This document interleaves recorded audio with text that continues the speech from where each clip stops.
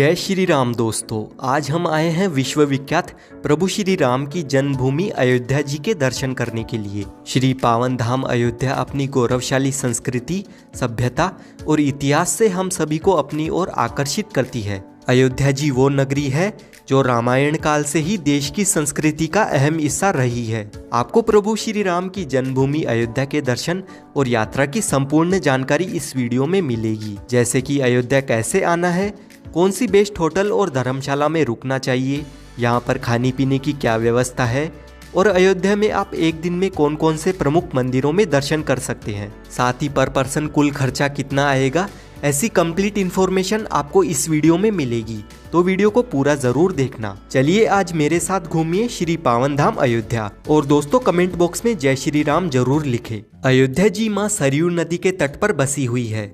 सरयू नदी का उल्लेख प्राचीन महाकाव्य रामायण में मिलता है। ये इतनी पवित्र मानी जाती है कि मानो इस पवित्र नदी में स्नान करने से जाने अनजाने में हुए पाप धुल जाते हैं। अयोध्या की भूमि को उपजाऊ बनाने और भगवान श्री राम के जन्म का साक्षी बनने में सरयू नदी का योगदान रहा है। जो भी श्रद्धालु अयोध्या में आते हैं वो यहाँ पर सबसे पहले स्नान करते हैं, बाद में मंदिरों के दर्शन के लिए जाते हैं। माँ भगवती सरयू नदी के किनारे 14 प्रमुख घाट है। इनमें गुप्त द्वार घाट, कैकई घाट, कौशल्या घाट, पापमोचन घाट, लक्ष्मण घाट और जानकी घाट आदि विशेष उल्लेखनीय है। यहाँ पर आप एक दिन में पूरी अयोध्या को बहुत ही अच्छे तरीके से घूम सकते हैं। तो सबसे पहले अभी हम आ गए हैं राम की पैड़ी पर। राम की पैड़ी वही स्थान है जहाँ पर दीपावली में भव्य दीपोत्सव मनाया जाता है। यहाँ की दिव्यता और भव्यता देखकर आप दंग रह जाएंगे। राम की पैड़ी को बहुत ही खूबसूरती से बनाया और बसाया गया है। पास में ही बहुत ही प्यारा सा गार्डन भी बनाया गया है। यहाँ पर आप आराम से बैठकर कुछ पल सुकून के व्यतीत कर सकते हैं। यहाँ पर घूमने में आपको बहुत ही ज्यादा शांति मिलेगी,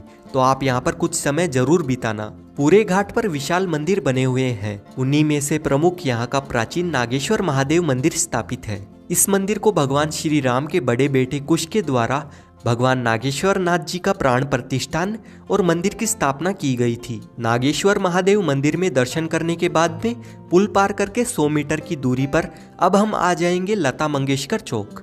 यहाँ पर ये 40 फीट की विशाल वीणा स्थापित है और ये अयोध्या का मुख्य चौक है। यहाँ से अब हम जाएंगे 1 किलोमीटर की दूरी पर स्थित हनुमानगढ़ी पर और यहीं से आपको ई रिक्शा मिल जाएगा। 10 रुपए का किराया देकर हम आ जाएंगे अयोध्या के चौकीदार हनुमान जी के दर्शन करने के लिए। हनुमान जी को अयोध्या का चौकीदार और रक्षक माना जाता है। यहाँ की ऐसी मान्यता है कि राम जी के दर्शन करने से पहले हनुमानगढ़ी में हनुमान जी के दर्शन करना चाहिए। हनुमानगढ़ी को अयोध्या का प्रवेश द्वार भी कहा जाता है और यहाँ के आसपास में ही सभी मुख्य स्थल बने हुए हैं। यहाँ पर बहुत सारी प्रसाद और फूल मालाओं की दुकानें बनी हुई है। यहाँ से प्रसाद और फूल माला लेने के बाद में 76 सीढ़ियों को चढ़कर आप हनुमान जी के अलौकिक दर्शन प्राप्त कर सकते हैं। जब प्रभु श्री राम जी ने अपनी जीवन लीला का समापन किया और वैकुंठ लोक की ओर जा रहे थे, तब राम जी हनुमान जी को अयोध्या रामकोट की रक्षा के लिए आदेश देकर गए थे और तब से लेकर आज तक हनुमान जी यहाँ पर बैठकर पूरे अयोध्या की देखभाल कर रहे हैं। और इसीलिए हनुमानगढ़ी ऊंचे टीले पर स्थित है और ये टीला एक किले जैसा दिखता है। मंदिर में हनुमान जी माता अंजनी की गोद में बैठे हुए हैं। ऐसा कहा जाता है कि लंका दहन और रावण पर विजय प्राप्त करने के बाद में जब भगवान श्री राम अयोध्या वापस आए थे,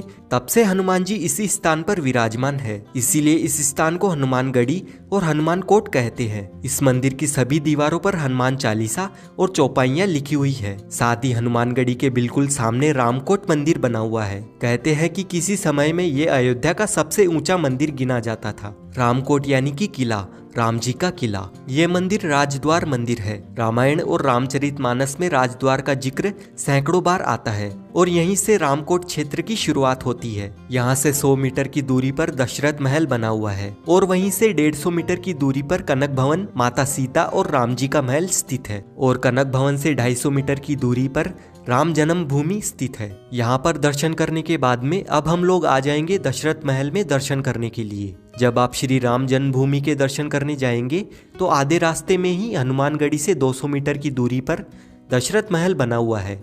हनुमानगढ़ी से ये जो रास्ता आपको सामने की ओर नजर आ रहा है ना, बस इसी रास्ते में आपको सामने ही दशरथ महल का मुख्य द्वार दिखाई देगा। महल के अंदर प्रवेश करने के बाद में यहाँ पर आपको भव्य महल बना हुआ दिखेगा। यहाँ की ऐसी मान्यता है कि राजा दशरथ ने इस महल की स्थापना त्रेता युग में की थी। महल के अंदर बहुत ही प्यारा सा मंदिर बना हुआ है। यहाँ पर प्रभु श्री राम सहित पूरा परिवार विराजमान है। यहाँ पर हमें पिताजी दशरथ के साथ में चारों भाई और तीनों माताएं संग राम जी के पूरे परिवार के साथ में दर्शन होते हैं और इस मंदिर की शैली आपको बहुत ही ज्यादा मनभावन लगेगी। ये महल सुंदर चित्रों और कलाकृतियों के साथ में सजाया गया है। दशरथ महल में ही प्रभु श्री राम ने अपना बचपन बिताया था। इस महल में प्रभु श्री राम के बचपन से लेकर जवानी तक की सभी प्रतिमाओं के दर्शन होते हैं। दशरथ महल राम जी का खेल आंगन है, जिसका वर्णन तुलसीदास जी ने रामचरितमानस में बड़े ही सुंदर रूप में किया है। दशरथ महल के दर्शन करने के बाद में यहीं से पास में जो राइट हैंड पर रास्ता जाता है, ये रास्ता आपको सीधे कनक भवन की तरफ ले जाता है। कनक भवन में भगवान राम और माता सीता के दर्शन करने के लिए कनक भवन के खुलने और बंद होने का निश्चित समय है। सुबह 8 बजे मंदिर खुलता है, फिर 12:30 बजे बंद कर दिया जाता है और फिर उसके बाद में शाम को 4:30 बजे फिर से महल खुलता है और रात के 9 बजे इस मंदिर को बंद कर दिया जाता है। जब माता सीता विवाहित होकर अयोध्या आई थी, तब माता कैकेयी ने इस महल को सीता माता की मुंह दिखाई में उपहार स्वरूप दिया था। ये महल भगवान श्री राम और माता सीता का निजी महल हुआ करता था। कनक भवन अपनी सुंदरता और भव्यता के लिए बहुत ही ज्यादा प्रसिद्ध है। कुछ सीढ़ियां चढ़ने के बाद में आप महल के अंदर प्रवेश कर सकते हैं। महल में प्रवेश करने के बाद में आप विशाल प्रांगण में आ जाएंगे। सामने ही माता सीता और भगवान श्री राम का मंदिर स्थापित है और ये बहुत ही प्यारा मंदिर बना हुआ है। आप इस महल के प्रांगण में जरूर बैठे। यहाँ पर गीत और संगीत का आयोजन भी होता है, जिसका अनुभव बहुत ही ज्यादा खास रहता है। आपको यहाँ पर बैठ के बहुत ही ज्यादा सुकून और शांति मिलेगी। तो आप कनक भवन में दर्शन करने जरूर आइए। कनक भवन में दर्शन करने के बाद में अब हम लोग चलेंगे राम जन्मभूमि मंदिर में प्रभु श्री राम जी के दर्शन करने के लिए। राम जन्मभूमि मंदिर के खुलने और बंद होने का एक निश्चित समय है। सुबह 7 बजे मंदिर खुलता है, फिर 11:30 बजे बंद कर दिया जाता है और उसके बाद में दोपहर 2 बजे फिर से मंदिर खोला जाता है और शाम को 7 बजे बंद कर दिया जाता है। पूरी दुनिया इस मंदिर के इतिहास को जानती है, कैसे मुगल शासकों के द्वारा इस मंदिर को नष्ट किया गया था। 1528 में इस मंदिर को तोड़कर उसी मलबे से मंदिर के ऊपर बाबरी मस्जिद को बना दिया गया था। उसके बाद कई राजाओं और वीरों ने राम जन्मभूमि पर अपना अधिकार पाने के लिए कई लड़ाइयों का सामना किया और आज भी कार सेवकपुरम में राम मंदिर कार्यशाला में राम मंदिर का वो ढांचा रखा हुआ है, जिसे सच करने के लिए कई कार सेवकों ने अपना बलिदान देकर अंत में लंबे विवाद और सैकड़ों वर्षों के इंतजार के बाद में माननीय सुप्रीम कोर्ट की 5 जजों की बेंच ने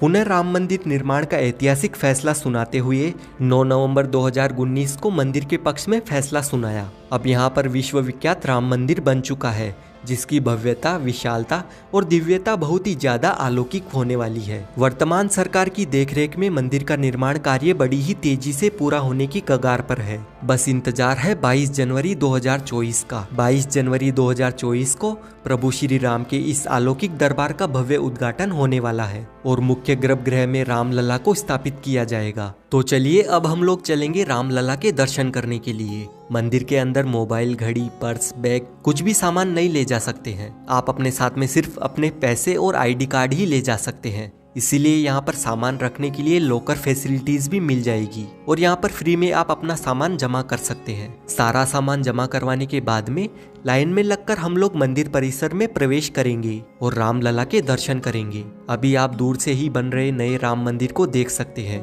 राम मंदिर का निर्माण कार्य लगभग पूरा हो चुका है और पूरी अयोध्या नगरी का सौंदर्यीकरण किया जा रहा है। आने वाले समय में अयोध्या नगरी स्वर्ग जैसी बन जाएगी। यहाँ पर बहुत ही जोरों शोरों से विकास कार्य हो रहे हैं और एकदम नए तरीके से अयोध्या नगरी को बसाया जा रहा है। दोस्तों अब हम लोग जान लेते हैं अयोध्या पहुँचे कैसे। तो यहाँ तक आने के लिए सबसे बेस्ट और कन्वीनियंट ऑप्शन रहता है ट्रेन का। अयोध्या में 2 रेलवे स्टेशन बने हुए हैं। पहला अयोध्या जंक्शन और दूसरा है अयोध्या कैंट। देश के हर प्रमुख स्टेशन से आपको यहाँ तक डायरेक्ट ट्रेन मिल जाएगी। अयोध्या जंक्शन से श्री राम जन्मभूमि मंदिर की दूरी लगभग 1 किलोमीटर है। वहीं राम की पैड़ी सरयू घाट की दूरी लगभग 3 किलोमीटर है और आप ई रिक्शा के माध्यम से 20 रुपए का किराया देकर आराम से पहुंच जाएंगे। वहीं बात करें अयोध्या कैंट रेलवे स्टेशन की, तो यहाँ से राम की पैड़ी की दूरी लगभग 11 किलोमीटर है। आप ई रिक्शा के माध्यम से 50 रुपए का किराया देकर सरयू घाट तक आ सकते हैं। वहीं आप अगर फ्लाइट के माध्यम से अयोध्या आना चाहते हैं तो अयोध्या में भव्य महर्षि वाल्मीकि इंटरनेशनल एयरपोर्ट बन चुका है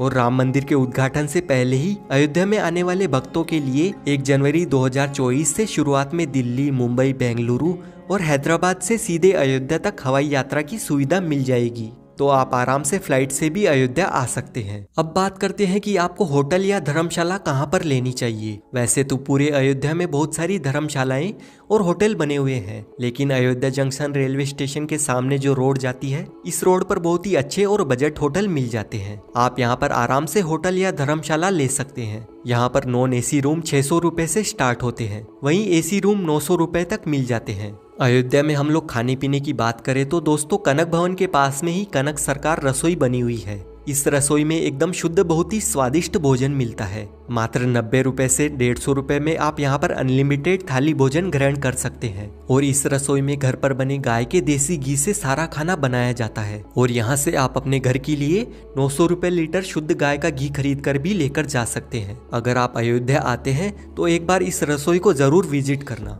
वहीं अगर आप यहाँ पर फ्री में भोजन करना चाहते हैं तो राम मंदिर के पास में ही अमावा राम मंदिर बना हुआ है। यहाँ पर राम रसोई बनी हुई है। इस रसोई में आप निशुल्क में भोजन कर सकते हैं और आपको यहाँ पर बहुत ही स्वादिष्ट भोजन करवाया जाता है। दोस्तों अगर आप अयोध्या सुबह आ जाते हैं, पूरे दिन यहाँ पर दर्शन करने के बाद में शाम को अपने घर के लिए लौट जाते हैं, तो आप मान के चलिए कि मात्र 1000 से 1500 रुपए के बजट में बहुत ही अच्छे तरीके से आप इस यात्रा को पूरा कर लेंगे। इस बजट में आपका ट्रेन का किराया, खाना पीना और यहाँ पर ई रिक्शा में लगने वाला किराया इंक्लूड है। और अगर आप एक नाइट यहाँ पर रुकते हैं तो 1500 से 2000 रुपए में आप आराम से अयोध्या दर्शन कर लेंगे, क्योंकि दोस्तों यहाँ पर कोई भी लूटामारी नहीं है। आप कम बजट में इस यात्रा को पूरा कर लेंगे।